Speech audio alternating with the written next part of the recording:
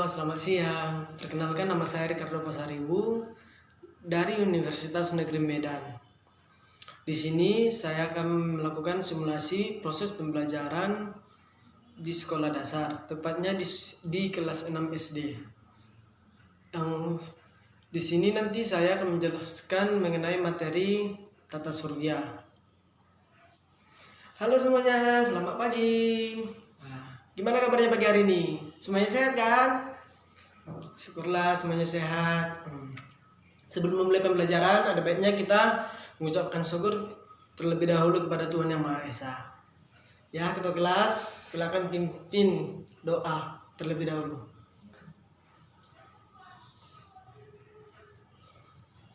Amin. Baiklah, sebelum mulai pembelajaran, Bapak akan mengecek kehadiran terlebih dahulu. Di antara teman-teman kalian, adakah yang tidak hadir hari ini? Gak ada yang sakit kan? Bagus. Syukurlah semuanya sehat dan dapat mengikuti pembelajaran hari ini. Karena di hari ini kita akan memasuki materi pembelajaran yang baru, yaitu tentang tata surya. Nah, sebelum memasuki pembelajaran, Bapak ingin bertanya, ada yang tahu itu apa tata surya? Nggak ada ya? Nah, kalau gitu, ada yang pernah melihat matahari nggak?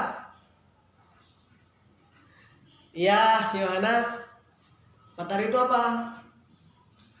Ya, betul. Nah, baiklah. Yang tahu tentang pengertian tata surya? Nggak ada ya? Bapak akan menjelaskan pengertian tata surya. Nah, tata surya adalah kumpulan benda langit yang terdiri dari matahari, planet, satelit, asteroid, komet, meteor, dan berbagai benda ruang angkasa lainnya. Pusat dari tata surya itu adalah matahari.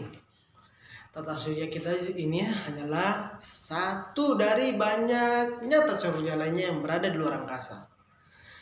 Pasti kalian bertanya kan, kenapa benda-benda dalam sistem tata surya mengelilingi matahari? Benda-benda dalam tata surya tertarik oleh matahari karena gaya gravitasinya. Itu disebabkan karena massa matahari sangat besar daripada benda-benda langit yang di dalam tata surya. Sehingga matahari memiliki gaya gravitasi yang lebih besar dari benda lainnya. Akan tetapi, benda-benda langit yang termasuk ke dalam tata surya ternyata hanya bergerak mengelilingi matahari saja dalam lintasan yang disebut itu adalah orbit. Nah, tata surya juga dapat dipandang sebagai sebuah sistem yang secara struktur tersusun oleh benda-benda langit yang menjadi anggotanya. Diameter tata surya sekitar 30 tahun cahaya. Tahun cahaya itu adalah jarak yang ditempuh oleh cahaya selama setahun, yakni 9,46 triliun kilometer. Berikutnya, Bapak akan menjelaskan penjelasan dari masing-masing benda langit yang berada di dalam tata surya kita. Yang pertama itu matahari. Matahari adalah pusat tata surya yang merupakan bintang sejati karena dapat memancarkan cahayanya sendiri. Matahari menjadi anggota tata surya yang terbesar karena hampir seluruh massa tata surya terkumpul pada matahari. Matahari juga sebagai pusat tata surya adalah jenis bintang generasi kedua. Matahari terbentuk kira-kira 4,6 miliar tahun yang lalu. Nah, udah tua bukan? Matahari itu terbentuk dari gumpalan gas yang berpijar, terdiri dari gas, terutama gas hidrogen. Menurut para ahli astronomi, bahan pembentuk matahari ini berasal dari ledakan bintang generasi pertama. Matahari memiliki diameter sepanjang 1.392.000 km. Kira-kira ini ukurannya 109 kali diameter dari bumi kita. Nah, bayangkan aja coba, bumi kita yang udah sebesar ini masih bisa dikalikan 109 kali. Secara umum juga matahari tersusun oleh beberapa lapisan yang terdiri dari korona, kromosfer, fotosfer, dan lapisan inti. Yang pertama, Bapak menjelaskan tentang korona. Korona adalah lapisan luar atmosfer matahari. Bentuk korona seperti mahkota dengan warna keabu-abuan dan bisa terlihat saat terjadi gerhana matahari total. Ketebalannya sekitar 700.000 km dan suhunya mencapai 1 juta Kelvin. Dan kedua, kromosfer. Kromosfer adalah lapisan di atas fosfor dan terbentuk dari sebagai atmosfer matahari. Kromosfer terlihat berbentuk gelang merah yang mengelilingi bulan pada waktu tercipta gerhana matahari total. Ketebalannya sekitar 2000 km dan suhunya mencapai 4500 Kelvin. Yang ketiga, fotosfer. Fotosfer adalah bagian permukaan matahari. Lapisan ini mengeluarkan cahaya sehingga mampu memberikan penerangan sehari-hari bagi kita pada siang hari. Suhu pada lapisan ini mencapai 6000 Kelvin dan memiliki ketebalan sepanjang 300 km. Dan keempat, yang terakhir, inti matahari. Lapisan paling dalam matahari tampak berlangsungnya reaksi fusi yang menghasilkan energi bagi matahari. Meskipun volumenya hanya 1/50 volume seluruh matahari, tetapi massa inti ini sangat besar, yakni setengah dari massa matahari seluruhnya. Bagian inti ini membangkitkan 99% energi yang dibangkitkan oleh matahari. Sudah kita tahu kan bahwa matahari itu sangat panas. Jadi tidak mungkin ada satu orang pun bisa tinggal di atas permukaan matahari. Yang kedua adalah planet. Planet adalah benda langit yang mengelilingi matahari dengan lintasan tertentu dan bergaris tengah lebih dari 4000 km. Planet memantulkan cahaya yang diterima dari matahari. Dahulu diketahui ada 9 planet. Tetapi baru-baru ini diputuskan Pluto tidak termasuk dalam keluarga planet di tata surya kita. Peredaran planet mengitari matahari mengikuti lintasan berbentuk butir telur atau elips. Pusat lintasan peredaran itu adalah matahari. Peredarannya teratur sehingga tidak mungkin terjadi benturan dan gerak planet mengelilingi matahari berlawanan dengan arah jarum jam. Berdasarkan letaknya, planet dibedakan menjadi dua, yaitu planet dalam dan planet luar. Planet dalam adalah planet yang garis edarnya terletak di antara matahari dan bumi. Anggotanya merupakan Merkurius dan Venus. Planet luar adalah planet yang garis edarnya di luar peredaran bumi dan terdiri dari Mars, Jupiter, Saturnus, Uranus, dan Neptunus. Bapak juga akan menjelaskan masing-masing dari profil planet tersebut. Yang pertama, Merkurius. Merkurius merupakan planet yang paling dekat dengan matahari dan memiliki diameter hanya 4862 km. Sehingga merupakan planet terkecil pertama di tata surya kita. Jarak planet Merkurius dengan matahari sekitar 58 juta kilometer. Merkurius membutuhkan 88 hari untuk berputar mengelilingi matahari sebanyak 1 kali. Karena letaknya yang cukup dekat dengan matahari, permukaan Merkurius banyak terdapat kawah-kawah besar. Merkurius terlihat paling terang di bumi dan kadang-kadang menampakkan diri sebagai titik kecil saat matahari terbenam atau fajar menyingsing. Suhunya di siang hari mencapai 430 derajat Celcius. Itu sangat panas. Karena air mendidih saja hanya sampai 100 derajat Celcius. Tetapi di malam hari mencapai minus 170 derajat Celcius. Merkurius tidak memiliki satelit di sisinya. Yang kedua, Venus.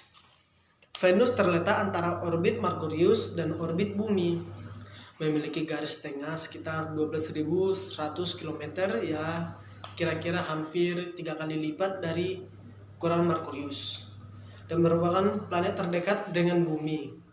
Ukurannya yang hampir sama dengan Bumi membuatnya disebut sebagai bumi kembar dengan jarak 108 juta kilometer dari matahari. Venus membutuhkan waktu 225 hari untuk sekali berevolusi mengelilingi matahari.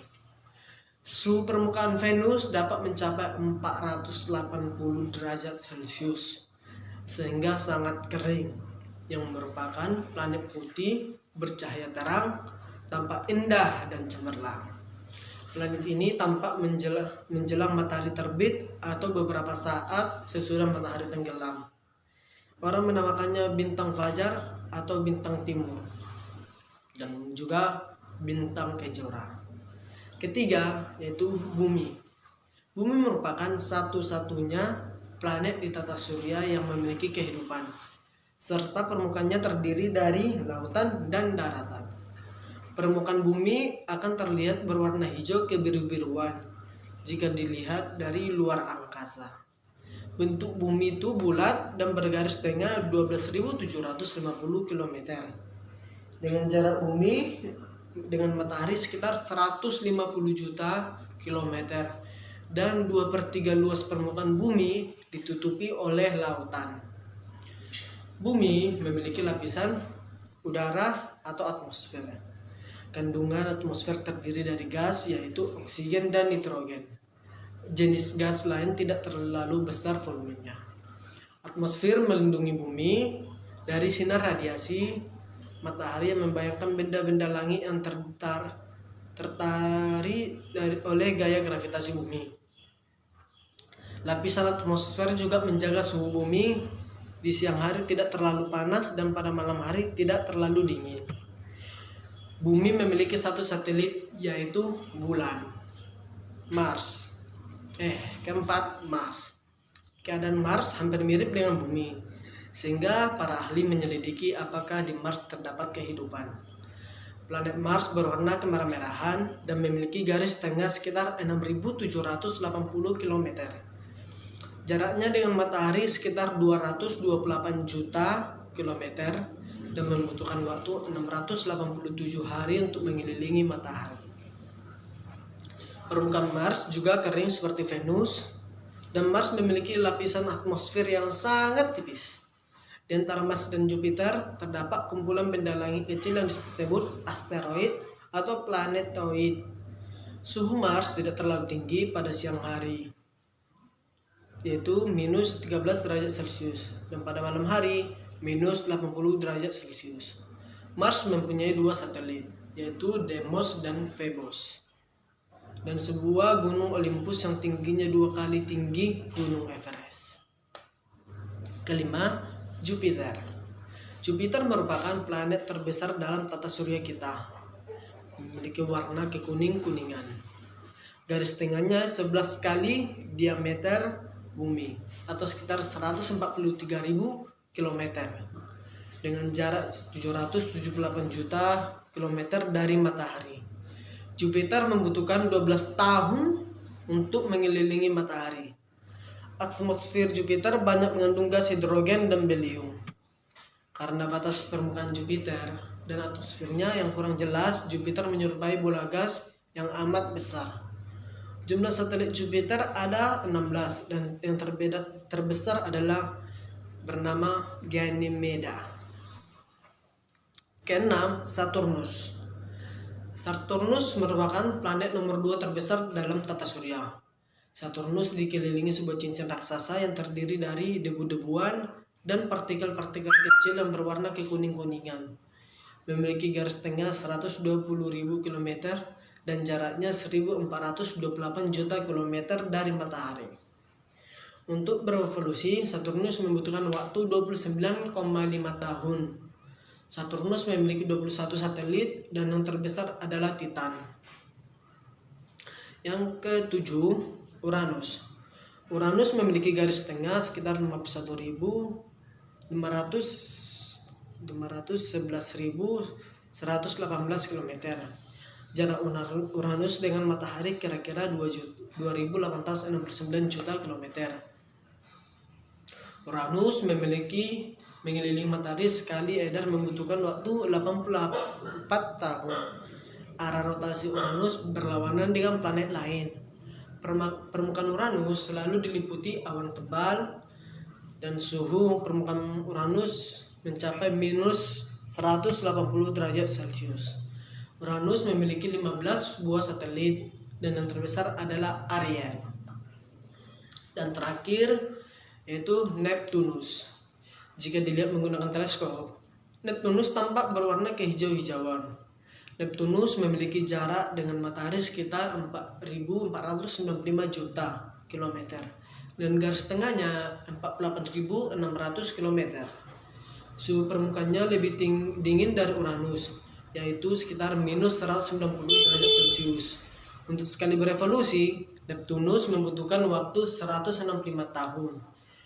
Keadaan Neptunus kurang banyak diketahui. Satelit Neptunus ada 2, Triton dan Nereid. Ketiga, satelit.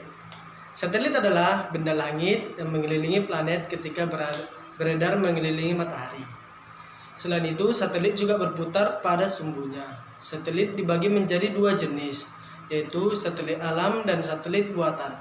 Satelit alam adalah satelit yang secara alami ada di dalam sistem tata surya. Contohnya bulan. Dan satelit buatan adalah satelit yang dibuat oleh manusia. Satelit buatan dilepaskan oleh roket dan mengorbit di sekitar bumi.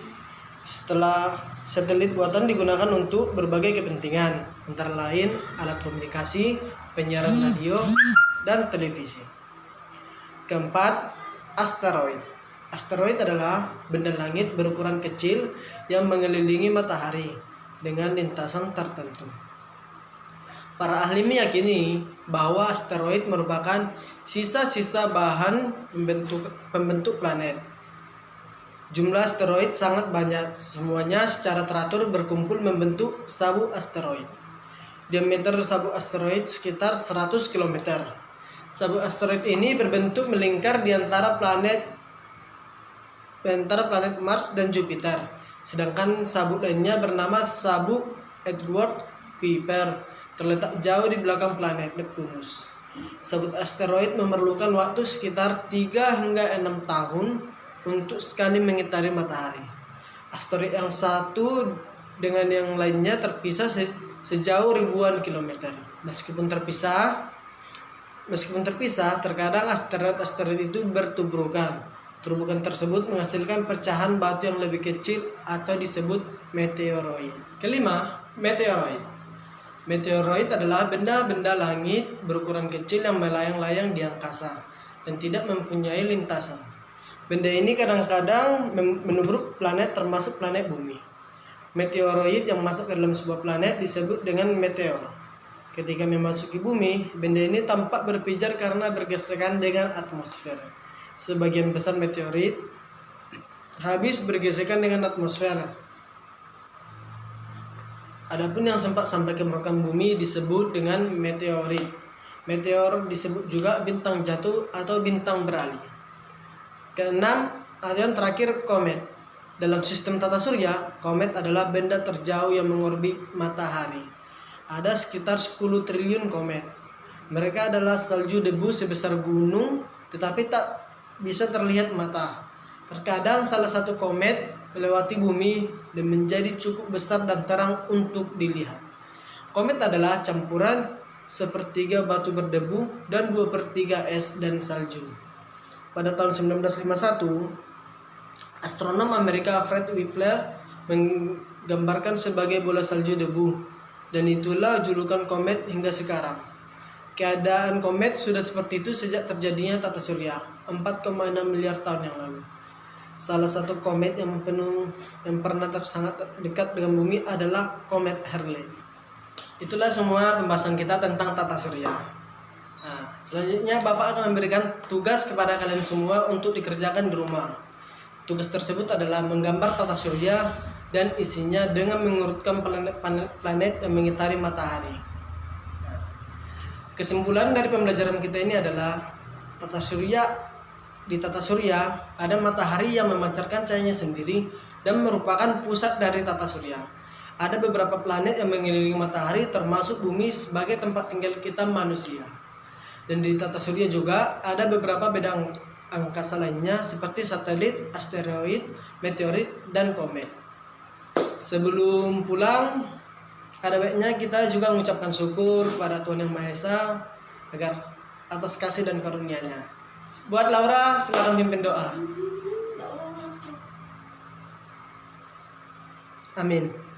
Inilah contoh simulasi pembelajaran yang mungkin terjadi di sekolah dasar. Sekian dan terima kasih.